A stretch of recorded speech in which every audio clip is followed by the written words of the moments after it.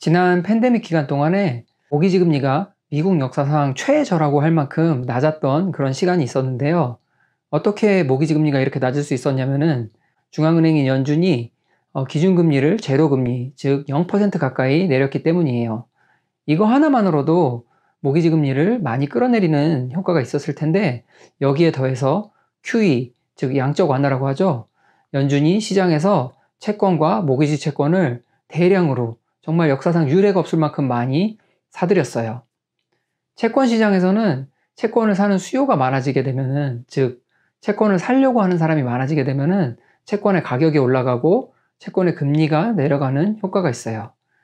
재료금리와 양적 완화가 합쳐져 가지고 모기지 금리가 3% 아래로 머무르게 되는 그런 정말 꿈만 같은 그런 시간이 있었어요.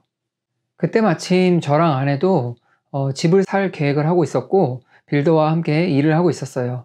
그런데 빌더의 계획 변경으로 인해서 저희가 집을 짓는 일이 수차례 연기가 되었어요. 당시 분위기는 낮은 금리가 좀 오랫동안 유지될 것 같은 그런 분위기였어요. 그래서 저희는 계획이 좀 늦어지고 있음에도 불구하고 그렇게 큰 걱정을 안 하고 기다리고 있었어요.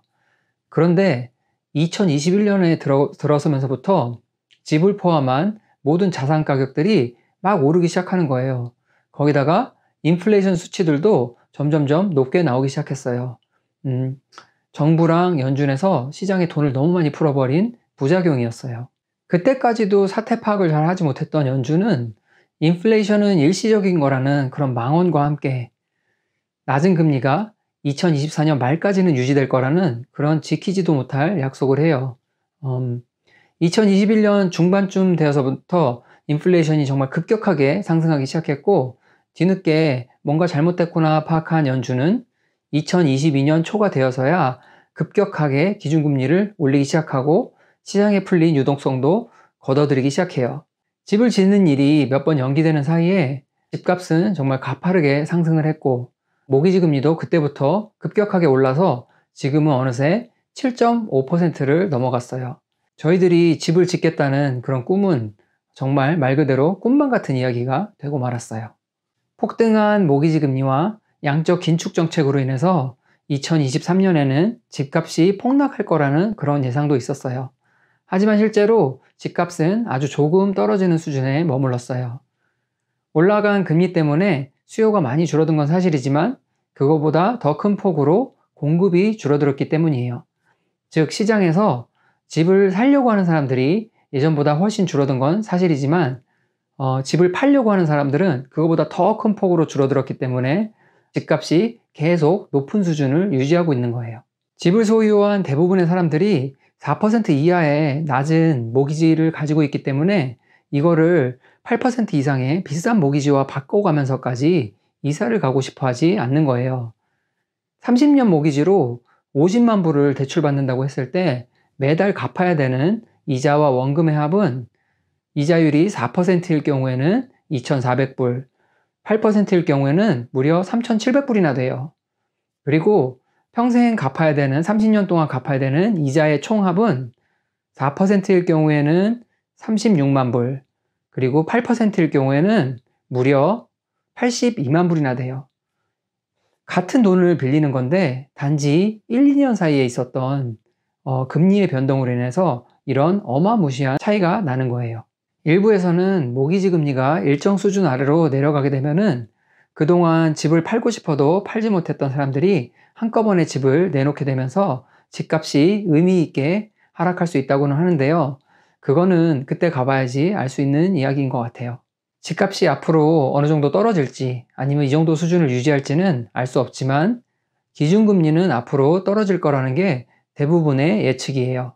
연준에서는 3개월에 한 번씩 경제전망 보고서라는 거를 내는데 최근에 발표된 9월 경제전망 보고서에서 기준금리 예측치를 보면은 기준금리가 2026년까지 서서히 내려가기 시작해서 2026년에는 한 2.5% 수준으로 안정될 거라고 나와 있어요.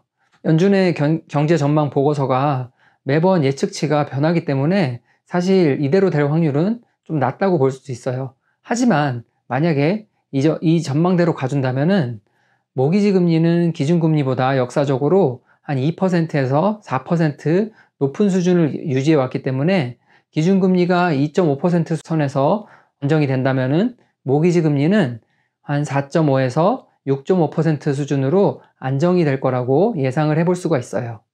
앞으로 3, 4년을 더 기다려야 금리가 고작 저 정도 수준으로밖에 안 떨어질 거라고 하니까 실망부터 먼저 되는데요.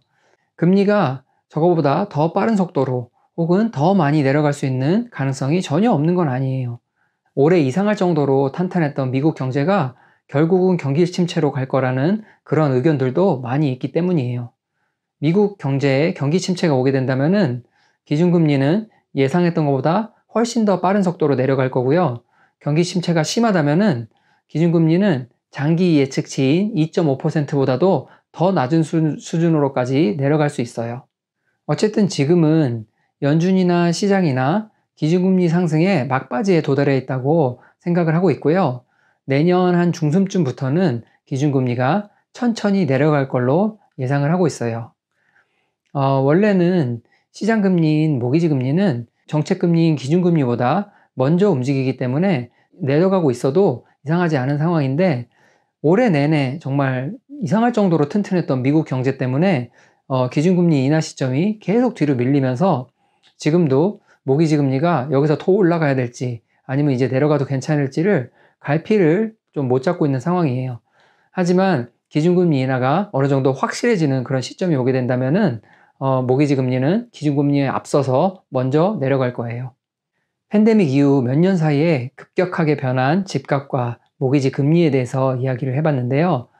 자산 가격과 금리에 대해 관심이 많으신 분들 혹은 저희처럼 집을 사려고 기다리고 계신 분들에게 도움이 되었으면 좋겠습니다. 감사합니다.